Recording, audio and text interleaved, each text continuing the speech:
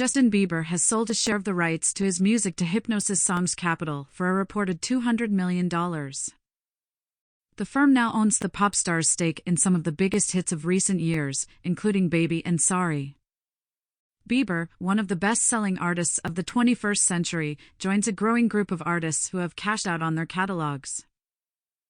The move means Hipgnosis will receive a payment every time a song it owns is streamed or used on radio, TV, or film. The company, a $1 billion venture between financial giant Blackstone and the British Hipgnosis Song Management, acquired Bieber's publishing copyrights to his 290-song back catalogue. It has also acquired his share in the original master recordings of his songs. That includes all of his music released before December 31, 2021. Hipgnosis has not disclosed the terms of the deal, but a source told the news agency AFP it was worth around $200 million. Artists are increasingly selling stakes in their work to music funds, although the trend is more common among older artists. In the last 2 years, music legends Bob Dylan and Bruce Springsteen both sold back catalog rights to Sony. Springsteen received a reported $500 million for the sale of his life's work.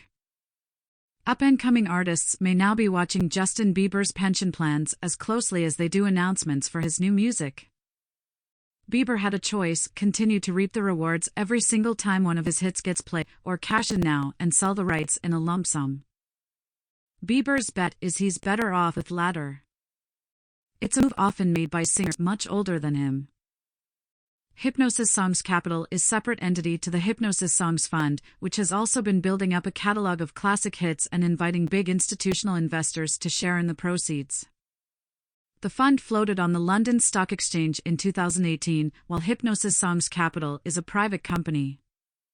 The man behind both companies is Mercuriadis, who has claimed hit songs can be more valuable than gold or oil. He said Bieber's music was arguably the definitive soundtrack of the streaming revolution, with 13 songs that have each achieved more than 1 billion streams on platforms like YouTube and Spotify. As his audience are still relatively young, he added, royalties will continue to pour in for 60 or 70 years.